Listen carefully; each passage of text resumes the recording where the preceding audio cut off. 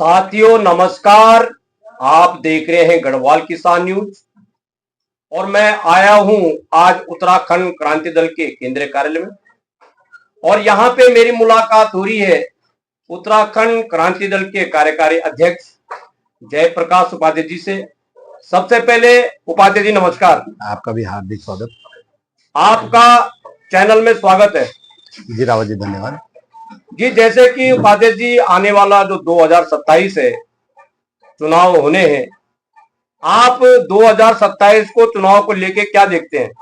देखिए उत्तराखंड में इस बार उत्तराखंड क्रांति दल की ही बयार है। पूरी जगह युवा हो, महिलाएं हो, हमारे बुद्धिजीवी हो, छात्र हो, सब लोगों को ये लग गया है कि उत्तराखंड जो बनने का उद्देश्य था आज वो बेकार हो गया है। राष्ट्रीय पार्टियों ने इसे उत्तराखंड को बर्बाद कर दिया है। हर जगह अपराध बढ़ रहा है, हर जगह बेरोजगारी बढ़ रही है, पलायन जारी है, जल जगह जमीन की लूट जारी है। इसलिए उत्तराखंड क्रांति दल पर ये युवा, महिलाएं और यहाँ के बुद्धिजीवी इस पर विचार कर रहे हैं और वो उत्तराखंड क्रांति दल को अब उसका हमारा ऑप्शन बनाना चाहते हैं। तो ये अब की बार उत्तराखंड क्रांति दल, हम लोग भी इसके लिए तैयारी कर रहे हैं कि सभी वर्गों को हम साथ लेकर साथ चलें। जी उपाध्याय जी, जैसे कि पहाड़ों में तो चलिए ठीक है, लेकिन मैदानी क्षेत्रों में उत्तराखंड क्रांति दल का जैसे महानगर देहरादून है, एक भी नगर निगम में पार्षद नहीं है और वार्ड यहां तक के 26 साल पूरे हो चुके हैं। उत्तराखंड क्रांति दल में हर वार्ड में अध्यक्ष नहीं है। तो किस तरह से आप मैदानी क्षेत्र में देख रहे हैं कि उत्तराखंड क्रांति दल जीत हासिल करेगी? देखिए जहां तक बात है संगठन की, संगठन में ये जरूर है कि संगठन उस तरीके से, जिस तरीके से राष्ट्रीय पार्टी का संगठन है उस तरीके से संगठन हमारे पास नहीं है, लेकिन निरंतर प्रयास जारी है और हम लोग जल्दी संगठन तैयार करेंगे। और जहां तक यहाँ के लोगों की बात है, जो मैदानी क्षेत्र के लोगों की बात है, तो सबसे ज्यादा लूट अगर यदि पहाड़ की लूट अगर उन्होंने की है तो मैदानी क्षेत्र की लूट भी भारत से राष्ट्रीय पार्टियों ने कम नहीं की।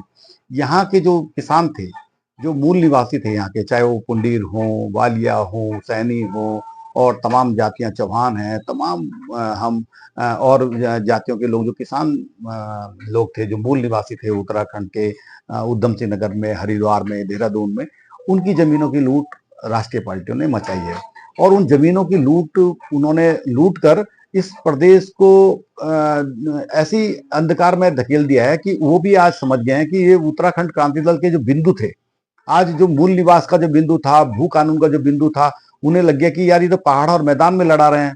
मेन बिंदु तो हमारे जमीनों पर अधिकार से वंचित करने का था। सरकारों ने किसानों को अब उनकी जमीनों से वंचित कर दिया है।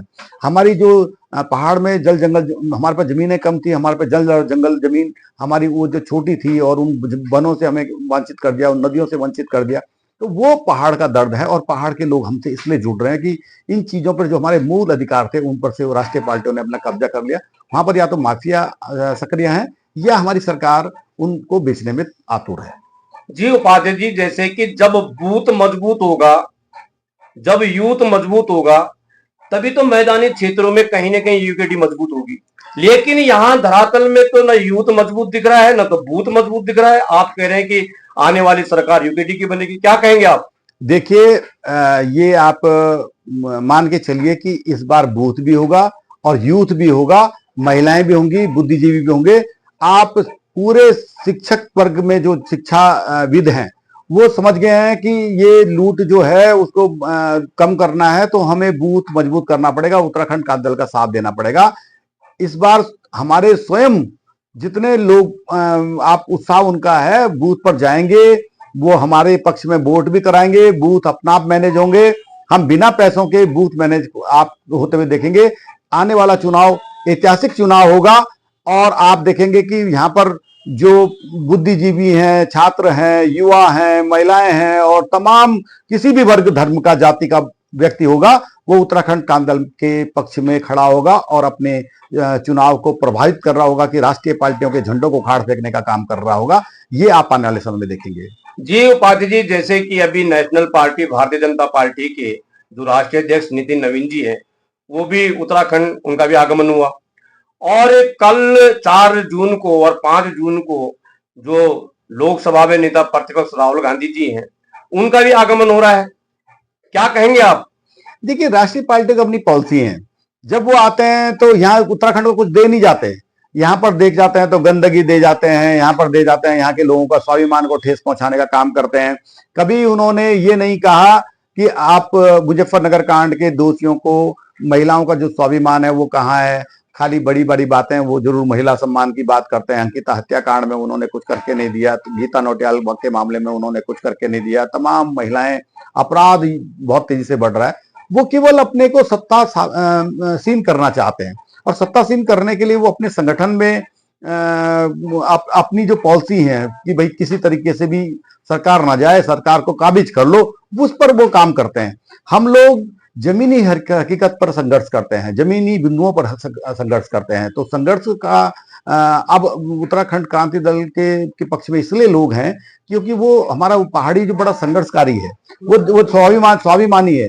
तो वो लोग निश्चित तौर पर अब इस बार उत्तराखंड क्रांति दल के पक्ष में आ रहा है। राष्ट्रीय पार्टियों के नेताओं के आने जाने से अब कोई फर्क पड़ने वाला नहीं है। ये सेलिब्रिटी नहीं है, ये लोग सब लुटेरे हैं, और लुटेरों को उत्तराखंड में कोई जगह नहीं। उपाध्याय जी, जैसे कि बढ़ती हुई महंगाई है, घर के रसोई से लेके और पूजा स्थल तक का सामान लगातार बढ़ता जा रहा है, महंगाई को लेकर क्या कहेंगे आप? देखिए, ये जो डीजल और पेट्रोल बढ़ेगा तो वो निश्चित तौर पर हर चीज की दाम बढ़ेंगे। और केंद्र सरकार को चाहिए था कि वो जो अपने सब्सिडी हमारे को देती, राज्य सरकार को सब्सिडी करती, तो डीजल और पेट्रोल के दाम उत्तराखंड में कम होते तो निश्चित तौर पर और हम लोगों को कुछ सस्ती चीजें मिलती। हर चीज डीजल और पेट्रोल पर आधारित हो गई है, और आम आदमी का जीना तो दुश्वार हो ही गया है। देखिए, अगर यदि महिलाओं को देखिए कि अगर यदि उनको, हम जब पहले सोचते थे तो आदमी सोचता था यार 100 रुपए की सब्जी आ जाएगी, लेकिन आज किसी भी घर में आप देखिए, वो सब्जी लेने के लिए 100 रुपए लेकर नहीं जाता, वो जाता है कम से कम 500 रुपए की सब्जी लेके शाम को जाना पड़ता है उसे। और आप देखिए उन परिवारों को जो 500 रुपए रोज कमाते हैं या 1000 रुपए रोज कमाते हैं, वो शाम को 500 रुपए की सब्जी खरीद के लाने उनकी मजबूरी हो जाती है। तो गैस सिलेंडर जो अगर आप देखें, जनरल भाषा में हम बात करेंगे कि बहुत लागत लपेट ना बात करें तो 2500 से 4000 रुपए का ब्लैक में मिल रहा है। तो ये कैसी दुर्दशा हम लोगों की हो गई है। हम लोग कैसे विचारक हैं, हमारे परिवार में कैसे पढ़ने वाले हैं लोग हैं, हम कैसे कितना पढ़े लिखे लोग हैं जो ये राष्ट्रीय पार्टियों के कुछ चक्कर को नहीं समझ रहे हैं। सिलेंडर मिल रहा है, सिलेंडर एबिल है, लेकिन 2500 में मिलेगा आपको, 4-4.5 में सिलेंडर मिलेगा, उसमें आधी गैस मिलेगी। तो ये जो माफियाओं का तंत्र है, जो बीच में से सरकार और इसके बीच में तंत्र है, उसको खत्म कैसे किया जाएगा। ये उत्तराखंड क्रांति दल की सरकार आएगी तो निश्चित तौर पर हम लोग इसको ब्रेक करने की कोशिश करेंगे, और ब्रेक भी करेंगे। जी उपाध्याय जी, अभी 1-2 दिन पहले जो है चुनाव समिति की यहाँ पे बैठक हुई है, क्या लगता है, आप कार्यकारी अध्यक्ष हैं, 70 सीटों में से उत्तराखंड क्रांति दल कितने सीटों पे चुनाव लड़ा पाएगी? देखिए, हम बहुत बड़ी घोषणा करने के, ना तो हम घोषणाओं में विश्वास रखते हैं और ना घोषणाओं में हम लोगों ने कभी उत्तराखंड क्रांति दल ने विश्वास किया है। लेकिन जनता का जितना प्यार और वो आशीर्वाद हमें मिलेगा, हम इस बात से इस बार अस्वस्थ इसलिए हैं कि हमें पूरी सरकार चाहिए। हमें 1-2 विधायकों की आवश्यकता नहीं है। 1-2 विधायकों से केवल हम अपनी संगठन को चला सकते हैं, अपने विचारों को सड़कों तक आंदोलन कर सकते हैं। लेकिन अगर यदि हमें वास्तविकता उत्तराखंड की परिदृश्य में अगर यदि उसको परिवर्तन करना है, उसके दृश्य को बदलना है, तो हमें पूरी सरकार की आवश्यकता है। तो सरकार बनाने की कोशिश हम जरूर करेंगे, और इसमें कोई ये नहीं है वो भारतीय जनता पार्टी हमें हिट करे, कांग्रेस हमें हिट करे, वो अलग चीज है। लेकिन हम एक सीधे रास्ते पर चल रहे हैं और सरकार बनाने की हम कवायद शुरू करेंगे। इसको हम बुद्धिजीवियों के साथ में प्लान कर रहे हैं, और हम मुझे लगता है कि हम अगर यदि सच्चाई से चलेंगे तो उत्तराखंड क्रांति दल के पक्ष में लोग वोट भी करेंगे। हम लोग कोई ऐसा वो नहीं करने वाले कि माफियाओं को लाकर हम सरकार बनाने जा रहे हैं या नहीं। उपाध्याय जी, जैसे कि समय कम रह गया है, जैसे कि महानगर देहरादून की जो सीटें हैं, सहसपुर है, ये बड़ी हॉट सीटें हैं, बहुत बड़ी सीटें हैं। धर्मपुर अपने आप में विधानसभा बहुत बड़ी है। तो अगर देखिए जनवरी में चुनाव होते हैं, समय कम है, तो कैंडिडेट किस तरह से पूरा भ्रमण कर पाएगा, किस तरह से जो है अपने लिए वोट मांग पाएगा इतनी बड़ी सीटों में? देखिए, हमारे जो विकासनगर हो गया, सहसपुर हो गया, धर्मपुर हो गया, हम लोग रायपुर पर बहुत अच्छा काम कर रहे हैं। ऋषिकेश में, डोईवाला में हम लोग बहुत अच्छा काम कर रहे हैं, और इंटरनल उसमें काम चल रहा है। हमारे कुछ सीटें जरूर महानगर में कमजोर हैं, लेकिन एक दो सीटें जिन पर हम काम हम अभी शुरुआत हमने करी है, संचालन की बैठक हुई थी, उस पर हमने समीक्षा की है। तो हम दो विधानसभा हमारी थोड़ा सा कमजोर सर्वे आया है कि भैया इसमें हम अभी काम बहुत बेहतर नहीं कर पा रहे हैं। तो कौन सी विधानसभा है वो? उनमें कैंट और राजपुर विधानसभा हैं, तो वो उनको भी अभी सही करने का प्लान चल रहा है।